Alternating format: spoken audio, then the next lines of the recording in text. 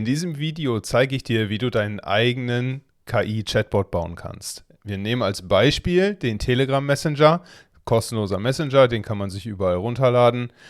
Und wir bauen den Anwendungsfall, dass du damit LinkedIn-Beiträge schreiben kannst.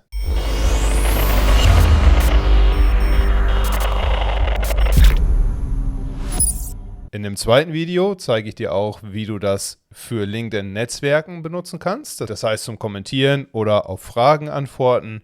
Das gibt es natürlich auch in ganz vielen anderen Anwendungsfällen. Wir bauen heute das Grundgerüst dafür. Das wird so eine Viertelstunde, 20 Minuten dauern, dieses Video. Dann hast du das alles fertig. Dann hast du deinen eigenen KI-Chatbot, den du immer zur Verfügung hast, der datenschutzkonform arbeitet, im Gegensatz zu ChatGPT Plus auf der Webseite. Also, lass uns loslegen. Wir fangen jetzt an damit, dass wir uns in der OpenAI Developer Plattform registrieren. Das ist plattform.openai.com. Link ist auch unter diesem Video. Da kannst du dich einfach anmelden, indem du auf den Sign-up-Button klickst. Und dann hast du hier die Möglichkeit, dich mit einer E-Mail-Adresse anzumelden oder mit Google, Microsoft, Apple. Ich habe das jetzt schon mal gemacht. Ich benutze es halt für Cobra Dataworks selber auch. Das heißt, ich habe hier schon mein Konto. Das ist mit meinem Google-Konto verknüpft. Melde mich da einmal an und dann sieht das Ganze so aus. Welcome to the OpenAI Developer Plattform steht hier schön oben drüber. Ist alles in Englisch, aber keine Sorge, wir werden uns hier nicht so wahnsinnig viel bewegen. Das Einzige, was wir hier machen müssen, ist hier unten in den Einstellungen, gar nicht wahr, in den Settings einmal den Namen der Organisation reinzugeben. Da habe ich hier jetzt K-Consult, das kann auch dein Firmenname, dein privater Name sein. Und in den Billing-Einstellungen einmal eine Kreditkarte hinterlegen. Das ist nicht ganz kostenlos, aber so gut wie. Also du bezahlst 3 Cent pro 1000 Token, das sind so 700 Worte. Das ist wirklich zu vernachlässigen. Und sobald du das gemacht hast, sobald du da die Kreditkarte hinterlegt hast, deine Firmendaten angegeben hast, natürlich auch entsprechend dann mit der Rechnungsadresse, kannst du hier in den API-Keys einen neuen API-Key generieren. Das ist hier dieser Secret Key. Ganz wichtig, wenn wir das jetzt gleich machen, den kannst du dir nur einmal anzeigen lassen. Ich kopiere mir den dann immer in Apple Notes. Das heißt, wir machen hier einfach eine neue Notiz auf und kopieren das da gleich rein, denn den brauchen wir später noch. Den musst du dir bitte irgendwo speichern. Das heißt, wir klicken hier jetzt einmal auf Create Secret Key. Ich nenne es jetzt mal Demo. Dann sagen wir hier Create. Und dann haben wir hier so einen Zahlensalat, Buchstabensalat. Und den kopieren wir uns einmal in die Zwischenablage. Wie gesagt, ich schmeiße mir gerne in Apple Notes, aber wo immer du ihn wiederfindest, ist gut. Der sollte relativ sicher gespeichert sein. Das heißt, da sollte nach Möglichkeit niemand sonst Zugriff drauf haben, weil man damit halt auf dein Entwicklerkonto zugreifen kann bei OpenAI. Aber das ist das Einzige, was wir hier in dieser Plattform machen müssen. Was man noch machen kann, ist in dem Usage-Bereich zu sagen, ich setze mir ein monatliches Limit, damit man nicht in so eine Kostenfalle tippt. Ich habe mir hier jetzt ein Limit von $50 gesetzt. Du kannst sehen, ich habe hier im Dezember insgesamt 28 bezahlt für erheblich mehr als nur diesen Anwendungsfall, den wir heute besprechen. Also es ist wirklich sehr, sehr günstig und mehr brauchst du hier bei OpenAI in diesem Schritt gar nicht machen. Als nächsten Schritt gehen wir jetzt in den Messenger, das ist Telegram. Kannst du dir über telegram.org runterladen oder im Android Play Store, im Apple Store oder für deine Geräte hier PC, Linux oder Mac. Ich habe es jetzt hier auf dem Mac schon drauf. Das ist wie gesagt kostenlos, das ist sehr gut verschlüsselt, das ist datenschutzsicher und der Messenger sieht so aus. So sieht der Messenger aus. Ich habe ihn hier auf dem Mac schon installiert. Und was wir da brauchen, ist die Suchfunktion und wir suchen nach dem Botfather. Klingt jetzt sehr mysteriös, ist nichts anderes. Alter. So sieht der Messenger dann aus, wenn man ihn sich installiert hat. Ist wie gesagt das gleiche Spiel wie bei Signal oder WhatsApp oder Facebook Messenger auch. Du hast hier auf der linken Seite deine Adressen, deine Chats mit den Leuten, mit denen du schreibst. Und da bauen wir uns jetzt einen Bot auf. Dafür brauchen wir den Botfather. Das heißt, wir gehen oben in die Suche und suchen nach Botfather. Den haben wir hier gefunden. Und dann gibt es das Kommando new bot. Darüber erstellen wir uns jetzt unseren eigenen Chatbot. Jetzt fragt uns der Botfather erstmal, wie soll der Name heißen? Jans Demo AI oder KI nenne ich den jetzt mal. Als Beispiel, dann brauchen wir einen Benutzernamen. Das ist der Name, über den wir den Bot dann am Ende teilen können. Den nenne ich hier jetzt Jans Demo KI-Bot. Und jetzt haben wir hier einen Link, den wir aufrufen können. Und wenn wir hier auf Start klicken, haben wir hier jetzt unseren eigenen Bot. Hi Bot. Kommt natürlich noch keine Antwort, weil wir noch nichts programmiert haben. Aber über diesen Link kannst du den zum Beispiel auch an deine Mitarbeiter schicken. Du kannst den an deine Familienmitglieder schicken, wenn die den benutzen sollen. Jeder, der auf diesen Bot Zugriff haben soll, kann das über diesen Link hier oben machen und sich einrichten. Was wir jetzt brauchen, ist dieser API-Schlüssel. Den kopiere ich mir jetzt einmal in die Zwischenablage und bringe den mit in die Apple-Notiz, die ich mir gerade angelegt habe, weil wir den gleich brauchen werden, wenn wir die Chat-Funktion in den Bot mit reinbringen. Okay, und den Chat bauen wir jetzt nämlich mit einer Plattform, die heißt make.com. Habe ich dir auch verlinkt. Ich habe meinen Affiliate-Link verlinkt. Du brauchst einen kostenlosen Plan, aber wenn du irgendwann mal upgraden möchtest, kriege ich da eine kleine Rückvergütung für. Für dich natürlich vollkommen kostenlos. Auch fühl dich nicht gezwungen, den zu benutzen, aber vielen Dank, wenn du es tust. Du kannst dich hier dann einmal über Get Started Free registrieren. Ich habe schon ein Konto, ich bin auch schon angemeldet. Das heißt, wenn du dich dann angemeldet hast, sieht das Ganze so aus. Du hast hier eine Übersicht, My Team, beziehungsweise hier die Organisation auf dem Menüpunkt und dann kannst du sehen, du hast 1000 Ausführungen pro Monat für diese Automation, also wirklich mehr als genug für unseren Anwendungsfall heute. Du kannst 2 Automationen kostenlos bauen und ich würde sagen, wir steigen da jetzt auch einfach mal ein und bauen eine über diesen Punkt Create a New Scenario. Das heißt, wir haben hier jetzt dieses große Plus, da bauen wir als erstes einen Telegram-Bot ein. Eine Telegram-Node heißt das hier. Und der soll überwachen, ob neue Nachrichten reingekommen sind. Das heißt, wir suchen hier jetzt nach dem Watch Updates Trigger und fügen eine Verbindung zu dem Telegram-Bot hinzu, den wir gerade aufgebaut haben mit dem Botfather. Das heißt, wir sagen hier jetzt mal Jans Demo KI. Da nehme ich immer gerne den Namen, der auch dem Bot gegeben ist, einfach um da eine Durchgängigkeit zu haben und wiederzufinden, worum es gerade geht. Und dann muss ich hier unten im zweiten Schritt, ich habe da wie gesagt schon welche drin, aber wir legen jetzt einmal eine neue an. Das heißt, man geht hier dann auf Hinzufügen, auf Add. Sag hier dann wieder Jans Demo KI. Und dann haben wir uns ja den API-Schlüssel gerade aus Telegram rauskopiert. Der wird hier als Token eingebaut. Ich zeige das nochmal in der Telegram-App. Das ist dieser Token hier, dieser Schlüssel. Den kopierst du dir jetzt bitte einmal hier raus und hier in dieses Tokenfeld rein. Und dann kannst du das Ganze speichern. Dann wird automatisch getestet, ob die Verbindung hergestellt werden kann. Und hier gibt es keine Fehlermeldung, das ist alles in Ordnung. Und jetzt haben wir den Telegram-Bot in Make mit drin. Und wenn wir hier jetzt einmal Run Once klicken und dann über Telegram eine Nachricht schicken, Hallo Welt, dann sehen wir hier auch, auf einmal kommt hier ein grüner Haken und eine kleine 1. Und wenn ich da drauf klicke, dann sehe ich hier eine Message von Jan Koch. Das ist meine Benutzer-ID, die brauchen wir später noch. Und hier ist der Text drin. Und das brauchen wir gleich, weil diesen Text, den wir in den Chatbot in Telegram reingeben, den wollen wir ja mit ChatGPT verarbeiten. Das heißt, als zweiten Schritt brauchen wir ein neues Modul, aber nicht Telegram, sondern jetzt suchen wir uns das OpenAI-Modul.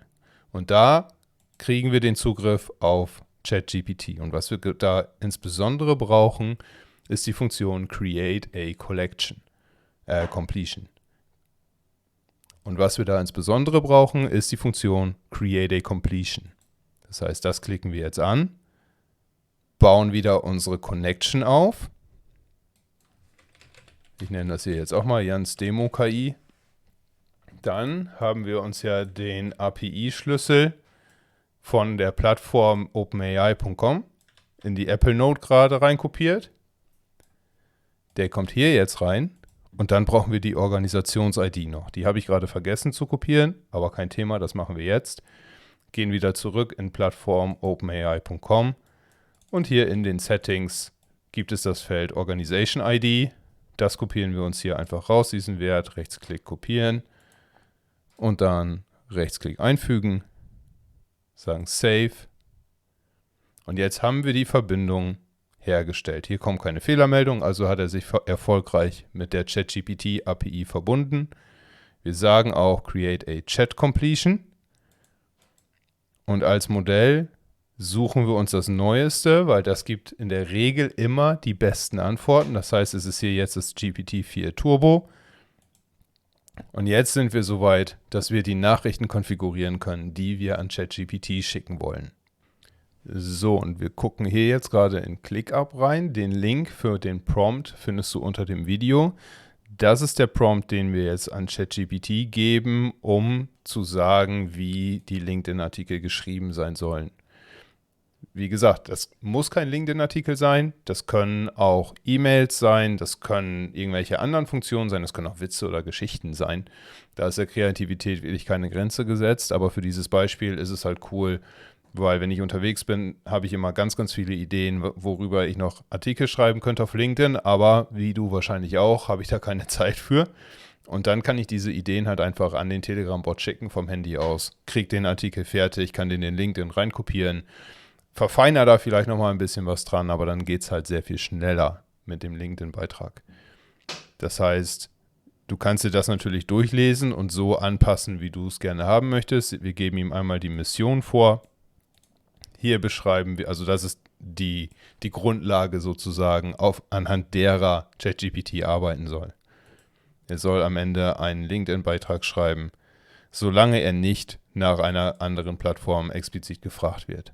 Dann sagen wir hier Vorgaben für Style und Tone, das heißt, das ist die Sprechart. Das bitte so anpassen, wie es für dich passt. Ich habe es hier jetzt auf Englisch geschrieben, das kannst du natürlich auch auf Deutsch machen. Erfahrungsgemäß funktioniert ChatGPT aber auf Englisch ein bisschen besser. Darum habe ich es hier in Englisch gehalten. Aber wie gesagt, passt das gerne so an, wie es für dich am Ende wichtig ist. Die Struktur für den Beitrag sagen wir dann, es gibt einen Hook, um die Aufmerksamkeit der Leser zu gewinnen. Kurze Sätze, nicht mehr als 2 Sätze in einem Abschnitt. Emojis, wo sie Sinn machen. Und ein kurzer Beitrag, der schnell zum Überfliegen ist. Abschließend definieren wir hier nochmal, was ein Hook ist. Und wir definieren die Zielgruppe.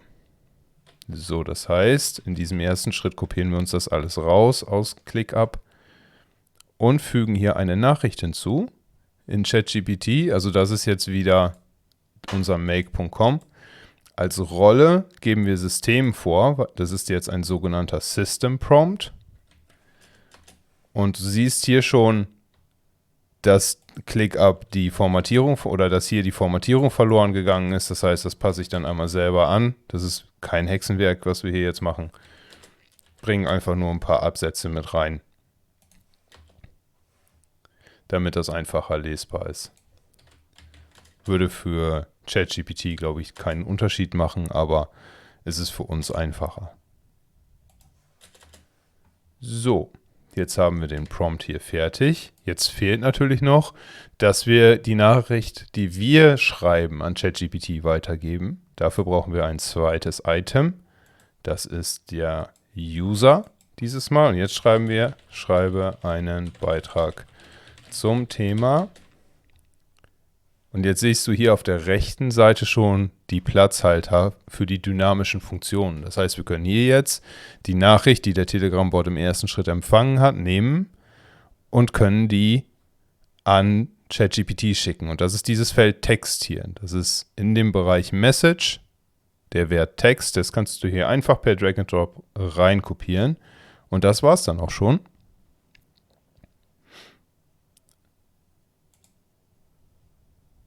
Und jetzt brauchen wir nur noch eine Funktion, die das Ganze wieder zurückschickt. Aber wir machen jetzt erstmal Run Once wieder und schreiben nochmal eine Nachricht.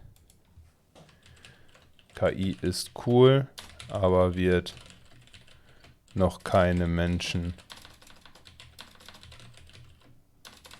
ersetzen können. Darüber möchte ich jetzt einen LinkedIn-Beitrag haben. Und jetzt sehe ich hier wieder, ich habe die 1 bekommen. Und hier tut sich auch schon was. Das heißt, ChatGPT arbeitet jetzt auch schon im Hintergrund. Das heißt, wir haben die Verbindung sauber aufgebaut. Das funktioniert.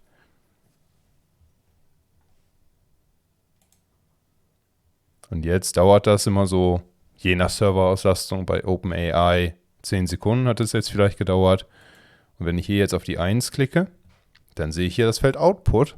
Das ist das, was ich jetzt von der KI zurückbekommen habe. Und dann gibt es in dem Feld Choices den Wert 1. Und da ist in dem Feld Content der Message dran. Die Message drin. Und jetzt fängt er hier an, stellen Sie sich vor, Sie hätten einen persönlichen Assistenten, der niemals schläft. Und das ist dann der Beitrag. Und den wollen wir natürlich jetzt wieder als Telegram-Antwort zurückbekommen. Das heißt, wir brauchen wieder einen Telegram-Bot, der eine Textnachricht oder eine Antwort schickt. Suchen da die Verbindung, die wir am Anfang gebaut haben. Bei der Chat-ID nehmen wir von der Message die From-ID. Das ist nämlich hier der eindeutige Identifier für den User, der die Nachricht erhalten soll. Und das sind natürlich wir.